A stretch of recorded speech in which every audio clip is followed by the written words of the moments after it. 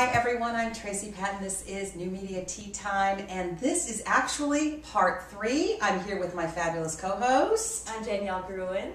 And the wonderful Doug Welch. What did we call? He wants to be called a janitor. No, I said that was He called that. He called himself that in the last episode. You have to tune in. Imagine the world without janitors, and you understand the importance of it. He's no, it's very symbolic actually. It's very symbolic. He sweeps up after everybody. Tracy, this actually is right in line with an upcoming show that we have on decluttering. Decluttering. Yes. Your computer, your workspace, away. your home. But no, that's next time. We can't go there right now. Okay, so a whole show on decluttering. Stay tuned for that.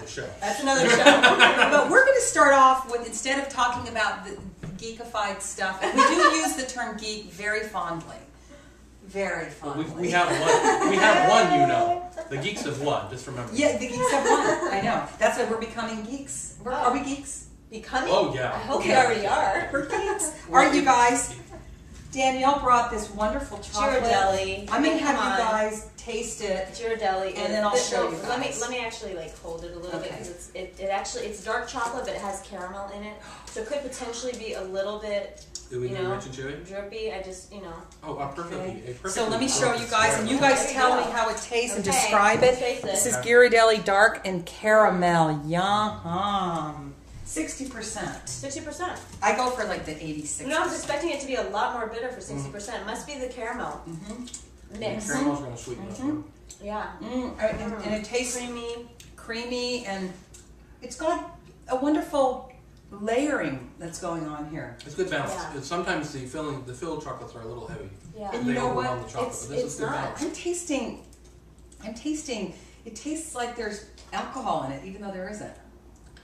Wishful thinking, my dear. Well, they do call it chocolate liquor, when they're making chocolate. That is so good. Okay, you guys. It really takes away the bitterness, so that caramel in there. Good pick. My goodness. So I think where we wanted to start, or I should say continue really, is, so let's say we have somebody who's using one of these, WordPress.com or one of these sites, and they are managing it themselves, and they are trying to navigate through picking the correct template for them.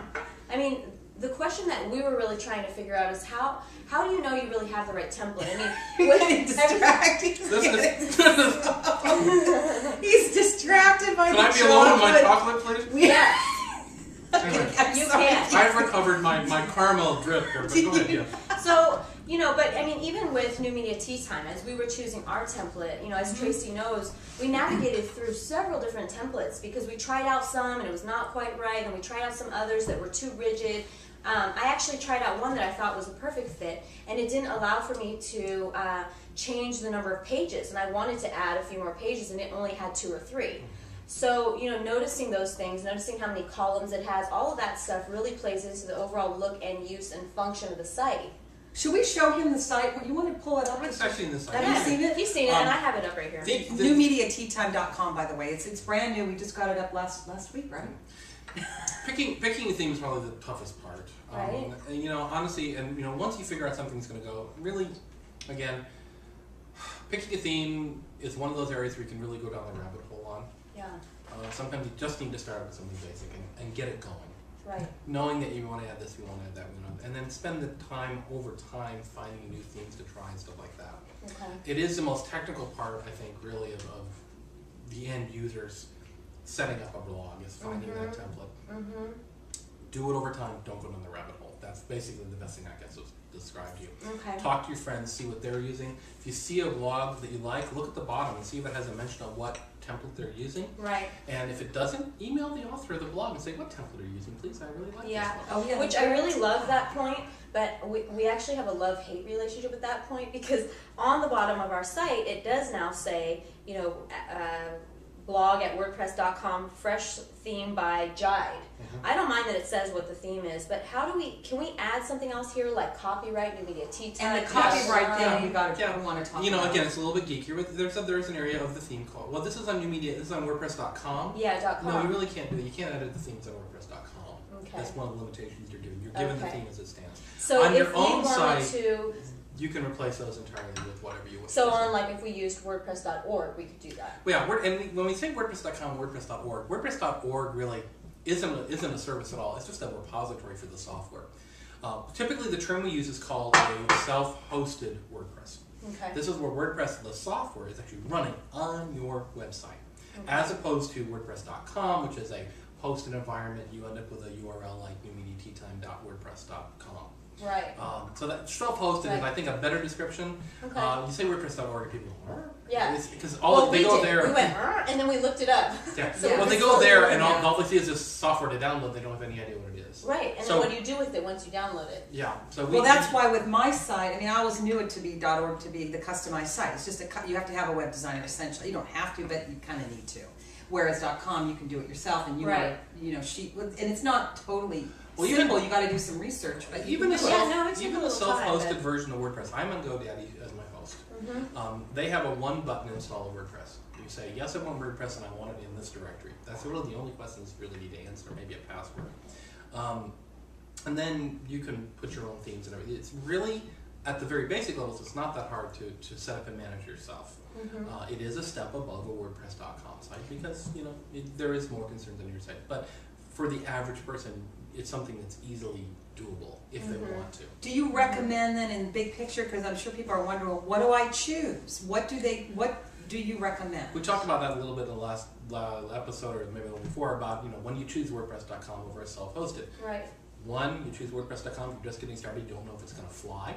Okay. Two, you decide to use WordPress.com if you ever think you might turn over control of that website to somebody else. Okay, simple. Otherwise, host it yourself. You get all sorts of plugins and all sorts of gizmos you can add to your site very, very easily. Okay. Did you want to And ask so- me about the copyright since you're right on that? Yeah, well, that was part of why I was bringing it up, because one of the things that I could do is I could add another gadget over here that allows me to do a copyright on the side. I mean, my understanding is that it's pretty important to have copyright on there. People say that a lot. I really don't. I mean, going back to first of all, copyright is undergoing huge changes just because of new media. Okay. The fact is, the minute you wrote it, it's copyrighted. Having a notice there or not really doesn't get you anything. Okay. You're not going to register that entire blog with the Copyright Office, which would be the only official way to get punitive damages if someone stole your work. So I don't consider one of the highest things I worry about. The one reason you would have something on there is if you were using Creative Commons and you were explicitly granting rights to reuse your work through Creative Commons, you would want to put that on your blog and say, yes, you are free to use this with attribution, non-commercially, whatever your Creative Commons would. Then you'd want to. Otherwise, the law is, the minute you write it, it's copyrighted. You own it, and it's yours. So you want to always have your itself, name on each blog that you write, though, right? I mean, that's you want to have, just the general rules, you want to have easy to find contact information on anything you put on the internet. Okay. Make it easy for people to find you, unlike some companies out there. They make it very difficult. Yeah, and that was part of why we chose this template, because we were able to add more pages, and one of the pages we added was contact us. Exactly. And you should always have something like that, and that's fairly easy to add. Okay. But yeah, make sure you have an email and phone number if you can. If you want a phone number, by the way, just a little aside, Google Voice provides phone numbers if anyone needs any Google Voice invites to join the service. It's a free voicemail plus service, and you can get a number that you can give out to anyone. It will ring your normal phone, but you don't have to give someone your actual cell phone or your actual phone. Do you see why we have him on the show? Do you see this? I know you want him back. I know. I know. We hear you. We hear you. We will have him back. So what kind of tea did you bring, though? Yeah, let me jump in. What we're drinking, you guys, right now is this delicious organic throat coat. Okay, I was wondering, because I was like, Tracy just put the tea in the cup and just told us to start drinking. I didn't even know what we were drinking. These voiceover people. You guys, and it is throat coat. It's for voice talent and people that have any throat issues. Voice talent lives by this. So it's very good if you're feeling sick, and we're running out of time. So Doug Welch, thank you. So much. And we shall see you next time.